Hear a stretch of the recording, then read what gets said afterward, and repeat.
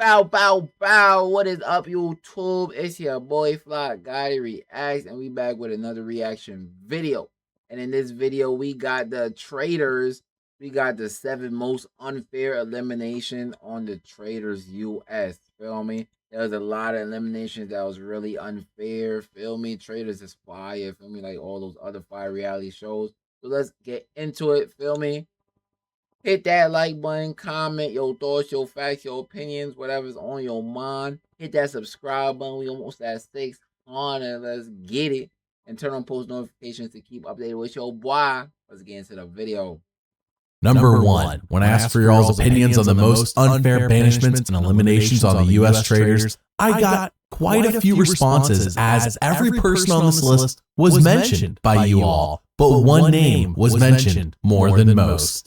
Peppermint of Season 2. Admittedly, I had forgotten why Peppermint was even banished until I worked on this video. So I went back, I watched, and yeah, holy crap, how did this even happen? By the way, please comment more players who were unfairly eliminated for when I do a part 2 to this video. So we go to Season 2, and it is the time leading up to the first night where the pre-selected traitors meet and decide who to murder / eliminate from the game, and Trishelle jokingly throws out there that, hey, if I get murdered, it's because Peppermint is a traitor. Why did Trishelle say this? I don't know, but this half joke by Trishelle causes a pretty normal reaction from Peppermint. Absolutely nothing is out of the ordinary here. But then comes the nonsense. Right before we went upstairs to bed last night, we were like all sitting with like Peppermint. I was like, okay, well, if I get murdered, then I'll know that you're a traitor. Ha ha. And her face was like, and it was just like a very jolted look. Peppermint, could you clarify the situation with you and Trishelle? Okay, tell me what? We were talking about like clothes. Your face, I felt like I made an accidental find, basically, because like it was a joke. Oh, honey, this is some bullshit. I don't like being accused of things that I didn't do. If Trishelle is really concerned about not banishing a traitor, not banishing a faithful.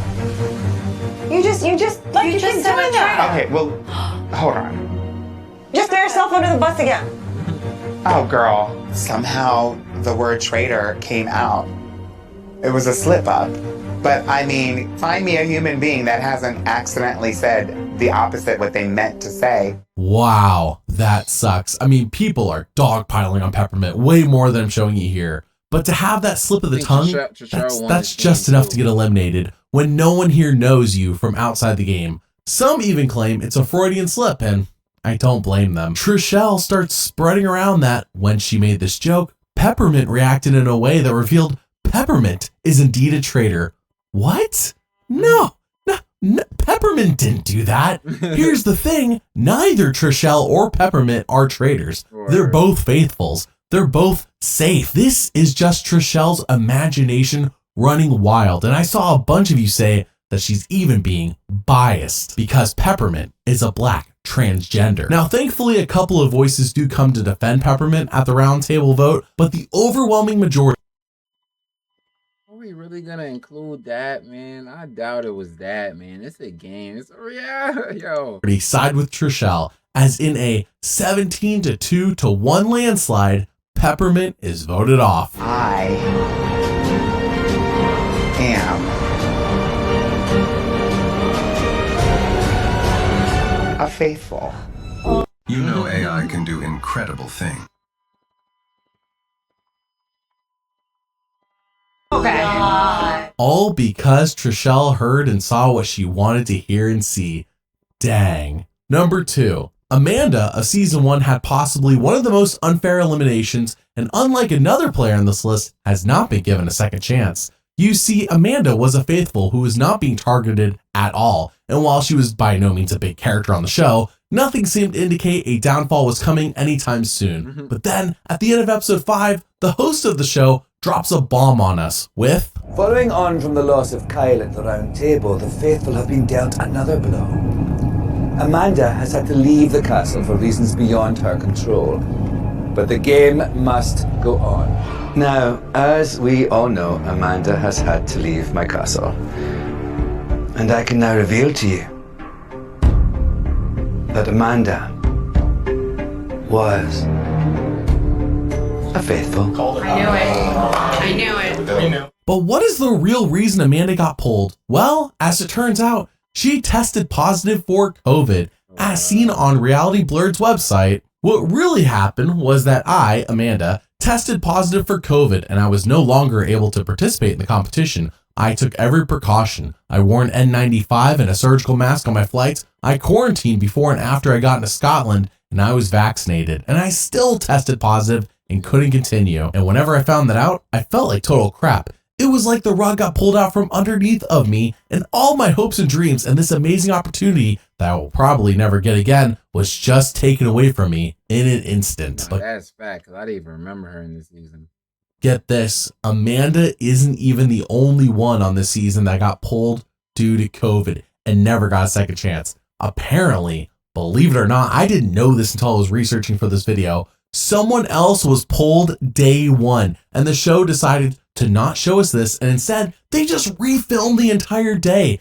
Yes, this is a real story. Again, on Reality Blurred's website, COVID didn't just affect Amanda, it also affected at least 2 other US Traitor players. The most shocking to them is that the US Traitors started production with a cast member named Kevin Green, who was identified in a Vevmo thread in May 2022 as a possible cast member. In a YouTube video posted to Brandy's channel, Brandy and Reza had their own reunion and discussed Kevin around 24 minutes into the video. Brandy says he was hot, smart, and cute, and they had some very flirtatious conversations. But the incredible part is not about his relationships. He got COVID on the first day, Brandy said, and we had to reshoot everything, and he doesn't exist on the show. It's one thing that the US version pretended that the cast stayed in the castle overnight instead of just being honest about it like the UK version was, but to reshoot an entire day, wow, that's some good acting on the cast part. They're very curious if the same traitors were selected during the reshoot. The alternate player who replaced Kevin, you might ask?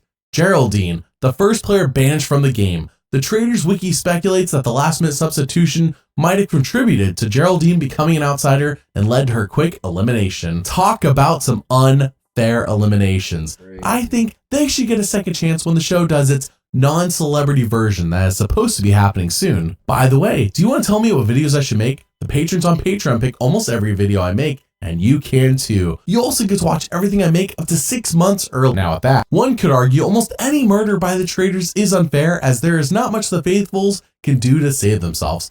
But in Ekin-Su's case, how is she supposed to know about the chalice? I mean, what in the world? Bro, now, Ekin-Su, oh my gosh, I remember Ekin. You might be asking, what do I mean by the chalice? Well, in episode 3, the show she had to give it to somebody to drink, and then if they drunk it, they got eliminated. Decided a fun cliffhanger to leave us on was to tell the Traitors they couldn't just write down a name and have that person be murdered. No, instead they must trick someone into drinking out of a chalice. Are the Faithfuls aware this is a part of the game? No, and I think that's what makes it very unfair. How is a player supposed to know No, that's fire, that's fire.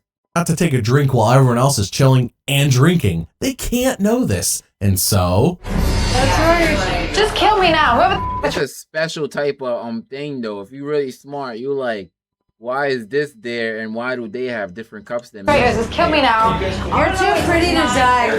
When I leave the show and I find out who the was Tread betrayed me, I'm gonna him up hard. Cheers. Cheers. Whatever. I love you. Love you. I would never think you were a traitor. Well, I had to throw a Hail Mary because no one was going to drink out of that rusty old cup. Did you get did anyone touch it? Ekin-Su. Oh, my Lord, sweet baby Jesus. Not Ekin-Su. Lord, not Ekin-Su. Lord, not Could think Ekin-Su. up to Jesus. that would actually do fan me, honey. Not Ekin-Su. This season was crazy. She was going crazy. That girl.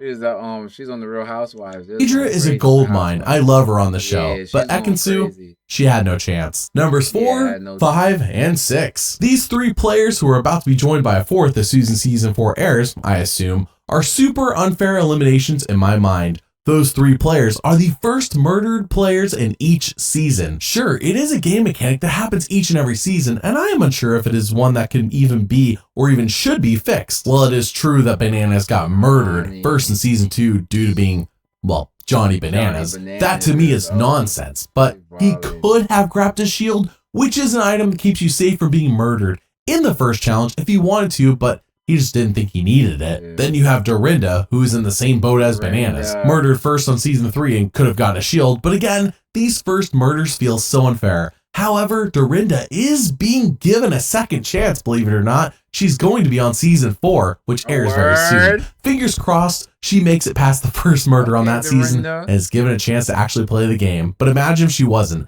Imagine if she's the first one murdered again. But by far, I think the most unfair first murder ever is Reza of season 1. He had no opportunity for a shield. There was no shield, and he was murdered first. Basically showed up in Scotland and was cut with no control over his game at all. At least Bananas and Dorinda had a shot at a shield, and heck, Dorinda's getting a second shot anyways. Reza had nothing. I personally think all first murders should get a second chance like Dorinda, but maybe that's just me. Number 7. Season 2 started with 2 traitors, Dan and Phaedra. People suspect Dan is a traitor, and no one suspects Phaedra. People like Phaedra. She is a cast favorite who gets along with a lot of people, whereas Dan, he kind of keeps to himself and isn't really open with anyone. Not even if they never ruined Phaedra, Phaedra would have won. And his fellow traitors about what he is thinking. He basically gives the one thing about being a traitor and a faithful. So with the traitor is like, you can't trust the other traitors, feel me? You can't trust them as far as you could throw them, no cap. And then the faithful, feel me? You can't even trust the faithfuls because the faithfuls is probably going to eliminate you if you seem like a little suspicious, feel me? It's crazy. So the traitors is like low-key a difficult game because anything you say or anything you could do could be used against you. So it's like, what do I say or what do I do? I'm telling you. He's got to play the blame game and put it away from you. The bare minimum, and the show highlights this time and time again. It gets to a point where Dan promises that when I say a name, I want to be for sure it will hit. Well, here we are at the end of episode 6 out of 11 episodes, and this cast, they're frustrated with Dan. Over halfway through the game, and finally, Dan is supposedly going to say a name and lay out why he thinks this person is a traitor. So at the round table, he says, Phaedra. Yo, bro. Let me tell y'all, cause he built it up, but he didn't build it up. Bro, okay. So basically, like, feel me? Like I said, in the Traitors, everybody watch everybody. So it's like if you're not throwing out a name, people suspecting it's you. Cause they like, yo, why you not throwing out no name? I'm telling you, anything you do, anything you say, how you move, it could be used against you. So the whole time Dan's like, I don't want to play playing it smart. Like, I don't want to play somebody I don't really know who it is. Feel me? So everything's sliding. So they basically saying like, yo, if you don't throw out a name, we're going to think it's you. So he's like, yo, I'm going to know about it. I got it. It's kind of, I got it. Feel me? So then remember, Dan is a traitor just like Phaedra. Violated. Look at her face. How dare you? You pull that shenanigans? He learned tonight. Look, watch this. Yo, Phaedra lit him up, bro. Phaedra was too good, bro. You had to get Phaedra out of there. He learned. Phaedra's had one vote that hasn't been explained. She voted out Ekin-Su. No one's ever questioned her on it. And the next day, Ekin-Su magically gets murdered. Today, Bergie, we thought you got murdered. Oh, not my Burgalicious. So there's another weird breakfast reaction. Are you freaking kidding me? My point is, you will never get brought up because everyone likes you. And to me, that is the most suspect thing. No one's ever written your name down. Why do you think that is? No one's ever written a lot of people's name down. That doesn't mean they're a traitor. Really? He's going to try and throw Phaedra under the bus? Yes, Phaedra's a traitor. This is a traitor on traitor crime. But no one has suspected her at all game, and for good reason. She has done nothing to give away her position in the game as a traitor, and here comes Dan to ruin her game without any real evidence to back it up. But people are on her after. They was on her after. Not convinced by him in this moment, so they vote him off where he reveals that yes, I am indeed a traitor, and I think this is the worst of this. Had Dan gone after Phaedra and then been revealed as a faithful when he was voted off, people would ignore his accusation since he doesn't know anything. He's just a faithful. But since he is a traitor, that means he knows for a fact who the other traitors are. And some of them clock immediately. He's the type of guy to throw one of his own under the bus. Dang. So only a couple episodes later, despite the fact that Phaedra has done nothing wrong, she basically gives up, and everyone. If he never did that, she would have won the game, bro. No, bro, she was sitting comfortable, bro. She had relations with everybody. One votes her off. Phaedra, my vote's for you. Because there's not a person at this table besides you who I could even stomach voting for. In this game, you're more selfish than skillful, and it's just not fun to play games with people who play that way. Selfish. More than skillful. She got recruited next to be a traitor. She was going crazy too. Kate attacking Phaedra made me uncomfortable. Rang alarm bells for me. It just doesn't add. She's a baddie right there. I was waiting to stop on. Dude, bet. I don't got no type. Nah. Bad bitches. Feel me? Yo. Up. And all I'm thinking is, could she be a traitor? I am the most fabulous, faithful traitor.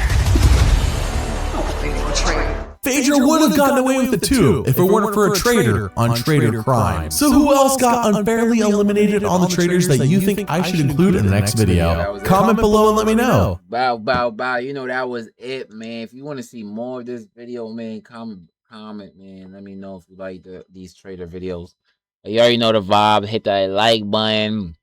Comment your thoughts, your opinion, your facts, whatever's on your mind. Hit that subscribe button. We almost at 600 subscribers. You know the vibes, man. Turn on post notifications to keep updated with your why.